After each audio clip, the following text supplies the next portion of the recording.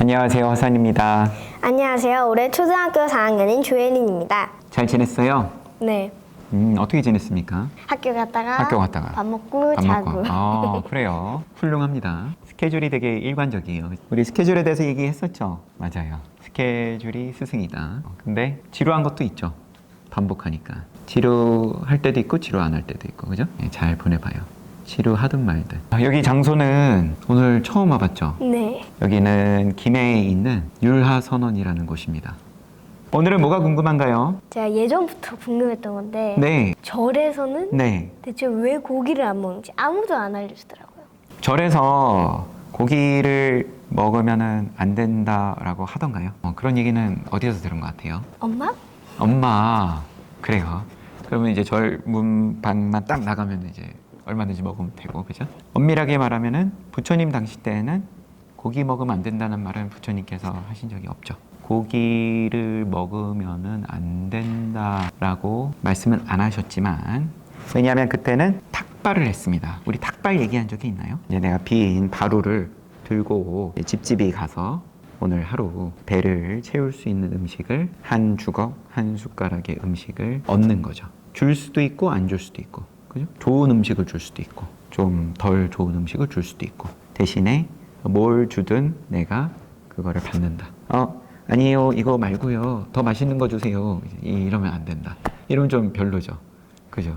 뭔가 베푼다. 친구한테 생일이어서 생일 선물을 준다. 이것도 포함해서 내가 그럼 일상에서 뭔가 말 한마디를 해도 따뜻하게 할 수도 있고, 늘 우리는 항상 내가 탁발을 남에게 해주는 거이기도 하죠.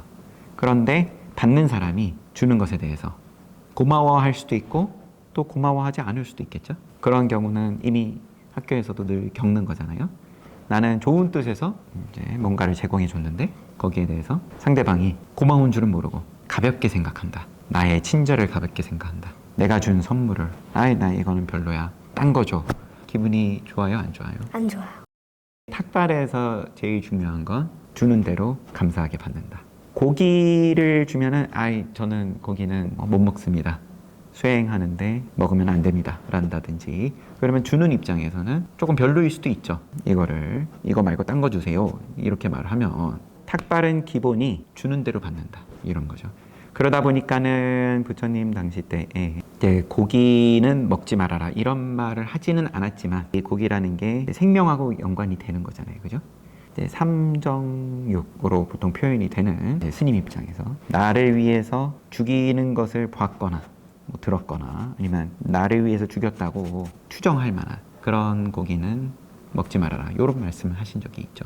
추정을 하건대 고기가 수행을 하는 데 있어서 도움이 안 된다라는 것은 그때에도 스님들이 생각을 했을 걸로 보여요.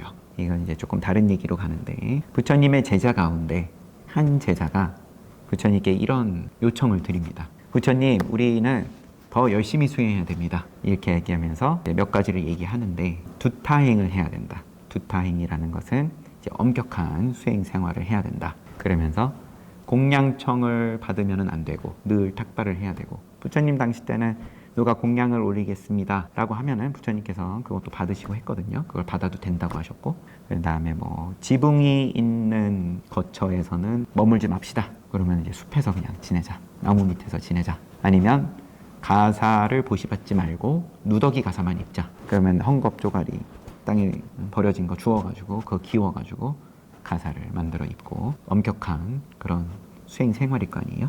그런 이야기를 하던 가운데 이제 고기나 생선은 먹지 맙시다, 이런 것도 이야기를 했어요. 그런 주장을 부처님께 했던 그 부처님 제자 가운데 한 명이, 그렇다는 얘기는 고기든 뭐 생선이든 이런 음식이 엄격한 수행 생활에는 맞지 않다라고 생각을 했으니까 그런 요청을 드렸을 거 아니에요. 수행에 방해가 되는 그게 어떤 식으로든 간에 그런 생각을 했든, 아니면 뭐 고기라는 음식 자체가 귀해서 엄격하게 수행자 생활을 해야 되는데 뭐 이렇게 좋은 음식 받으면 안 된다, 뭐 그런 차원에서 요청을 드렸을 수도 있는 거일 테고, 우리가 오늘날 한국에서 이제 불교가 자리를 잡는 데 있어서는 이 인도를 거쳐서 중국을 거쳐서 한국에 와서 이제 부처님의 가르침이 지금까지 널리 우리가 배우고 있는 건데 중국에서는 그렇게 고기를 먹지 않는 것이 불교 이전에 이미 수행을 하는 데 있어서는